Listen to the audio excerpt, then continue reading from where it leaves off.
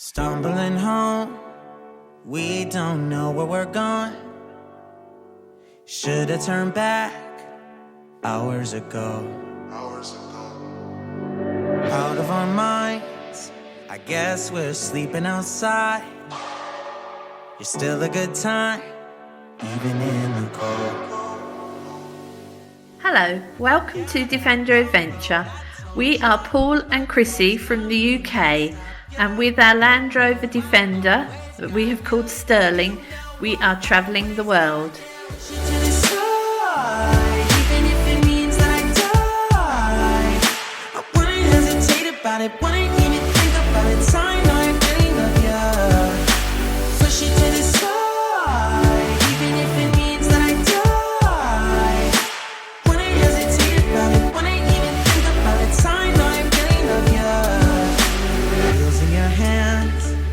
Guess we need a new plan. There's a motel a mile down the road.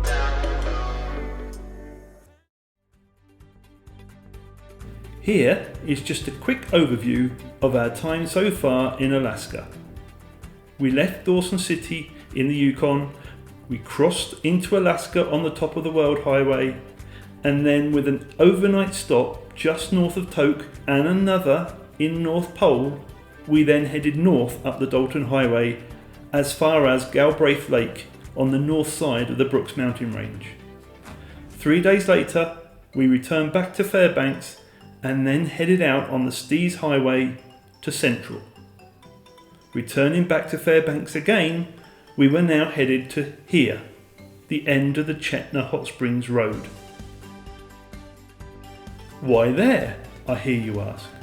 Well, there's a wonderful visitor centre in Fairbanks with information on the likelihood of seeing the Northern Lights over the upcoming few days. Subject to good weather conditions, the information posted there stated that tomorrow night was looking very favourable. When we asked where would be a good place to see them, we were told somewhere away from the city lights, somewhere like the Chetna Hot Springs Road. So this was where we were now headed. For our travels in Alaska, we used a travel planner called the Milepost, and this told us that at mile 45.5 along the road, there was a camping location at the wonderful named Mile 45.5 Pond. We decided to spend the next couple of nights there, and after our arrival, we were excited to hear from fellow campers that last night around midnight they'd had a brief sighting of the Northern Lights. We went to bed early and set our alarm for midnight, but around 11 p.m. we had a banging on our door and a voice shouted, "It started!"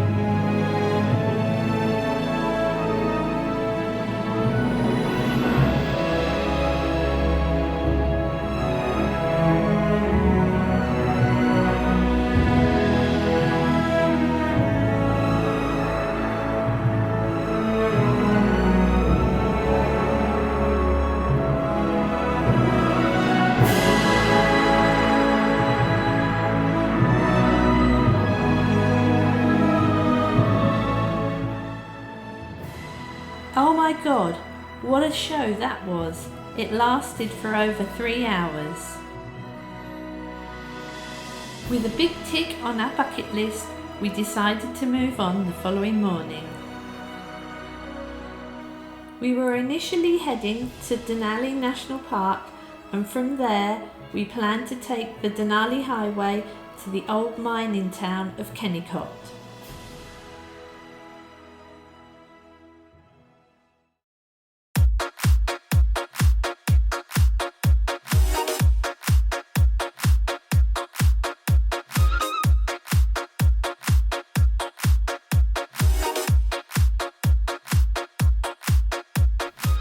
With plenty of facilities in Fairbanks, we took the opportunity to fill up with fuel and water. This, and many other facilities like this, are the key source of water supplies for many Alaskans that live off-grid.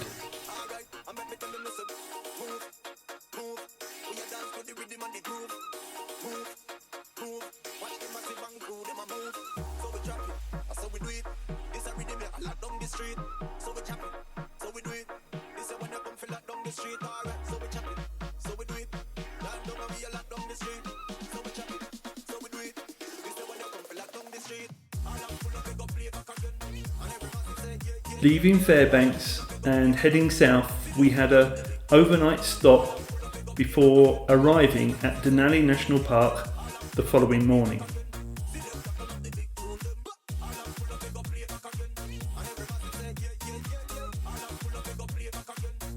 On arrival, we called in at the visitor centre to book a campsite at the Savage River campground. We were told that unfortunately we were too late and the campground was full. Maybe if we hadn't spent so much time taking photos of signs, we could have been there early enough. We made a booking for a few days' time, and then as we were there, we made a brief drive into the park. And what a rewarding short drive it was.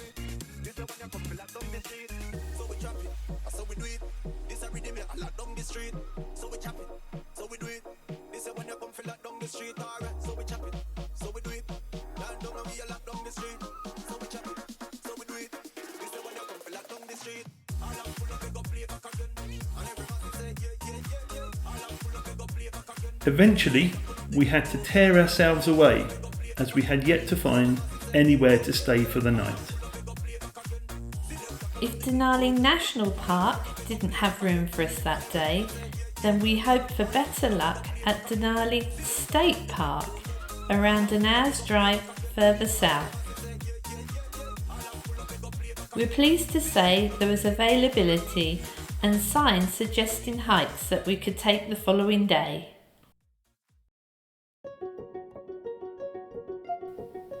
Here are the stunning views of the Alaskan Range.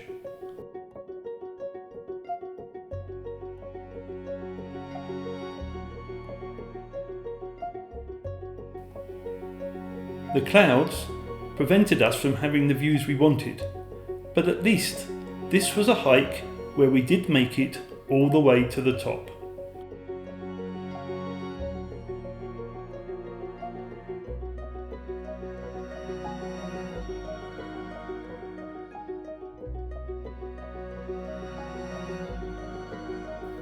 We were rewarded with the sighting of a black bear foraging below. And on the way down, I was kept amused by an Alaskan spruce grouse giving Paul the runaround as he tried to take a photo.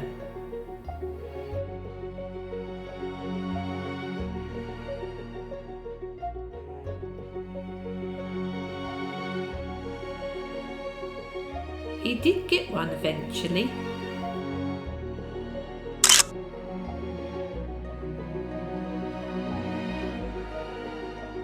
The rain never let up for the rest of that day, all of the following day, and it was still raining the next morning as we prepared to head back to the Denali National Park.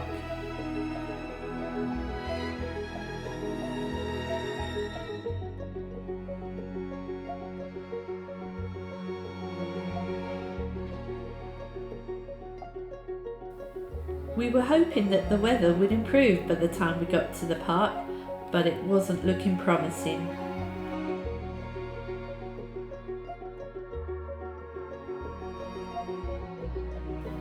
There were some sunny intervals by the time we got to the campground, but rain did still threaten. With Sterling parked in our pitch and set up for the night, we caught one of the shuttle buses back to the visitor centre to learn how the park operated and of the options available to us.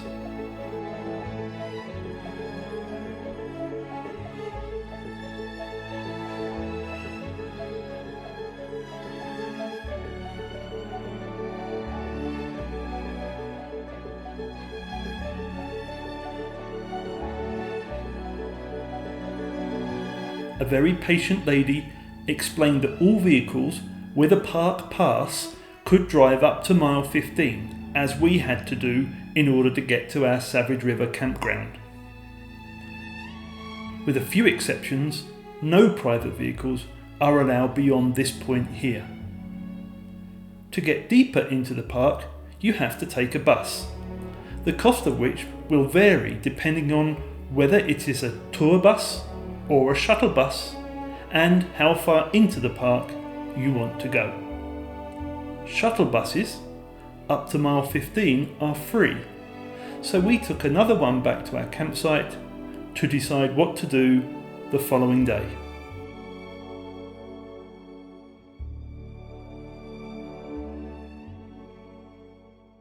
The next morning, the rain had stopped, the sun was out, and we decided to do a high-level alpine hike.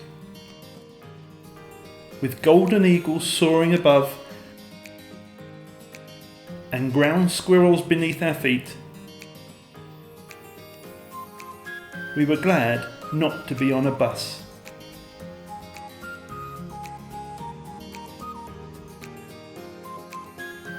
It took some effort to get to the top of the ridge, but we were rewarded with some excellent views of Mount Denali.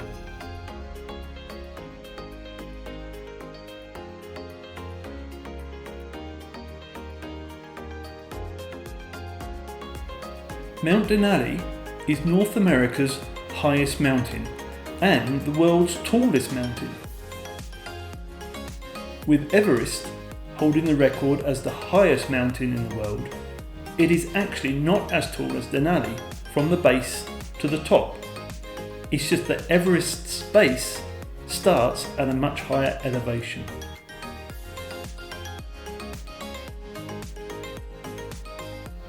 We had been told that only around 25% of visitors to Denali get to see the peak of the mountains, as this is normally shrouded in cloud.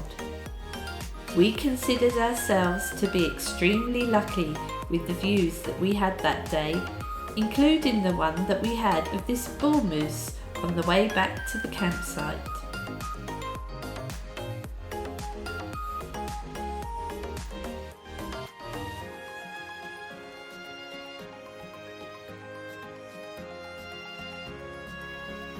What's that saying? Carpe diem? Seize the moment? Well, that's exactly what we were doing. In fact, this was out of character for us, but we were both pretty excited to be leaving the national park for a few hours in order to take an evening flight over the mountains. We just had to make the most of the stunning weather.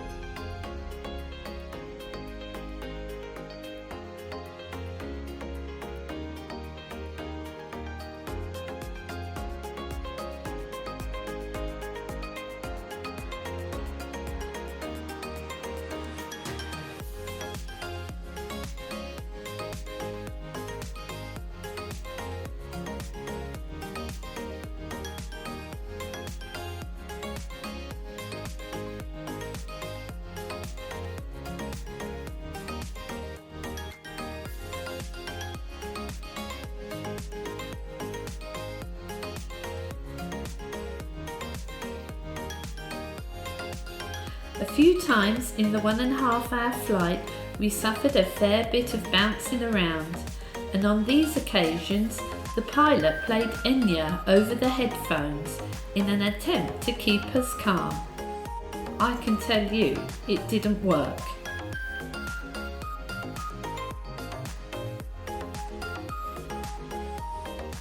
But for the most part, the flight was fantastic.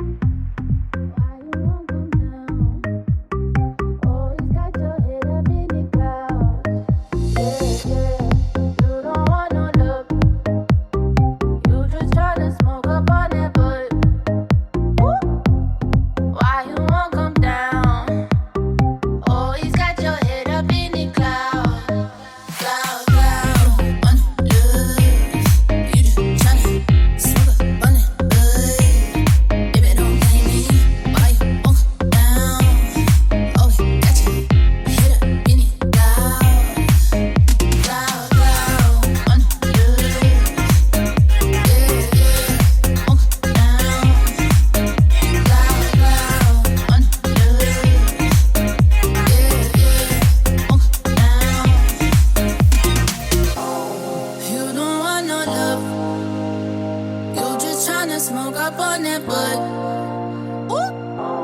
Why you won't come down? Always got your head up in the clouds. We left Denali the following morning, still buzzing from our flight the previous evening. After travelling the Parks Highway south for a short distance, we turned onto the Denali Highway.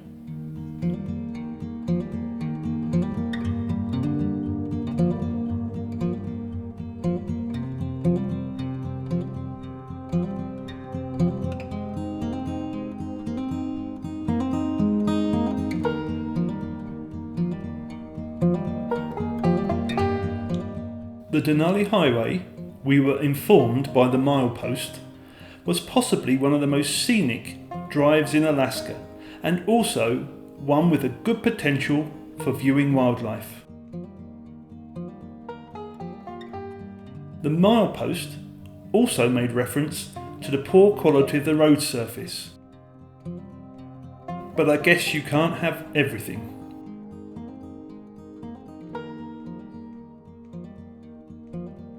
But in fact, we didn't even have the wildlife as it turned out, as it was hunting season.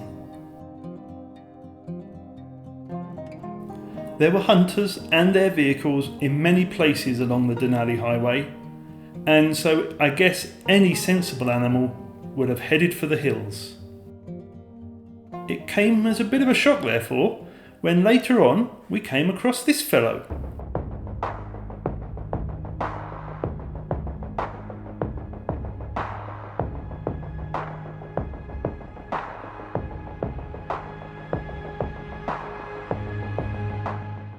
We weren't, however, the only ones to have seen him, and we thought we were about to witness his demise.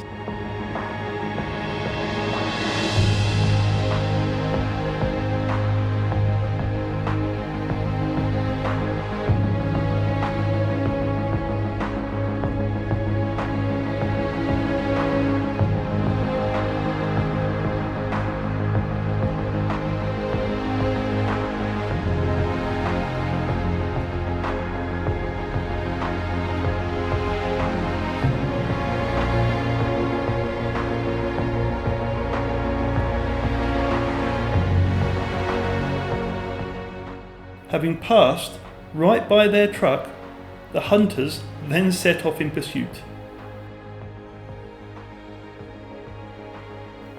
We don't know what the outcome was. Sometimes ignorance is bliss. Despite the lack of wildlife, the milepost was bang on with regards to the beauty of the Denali Highway.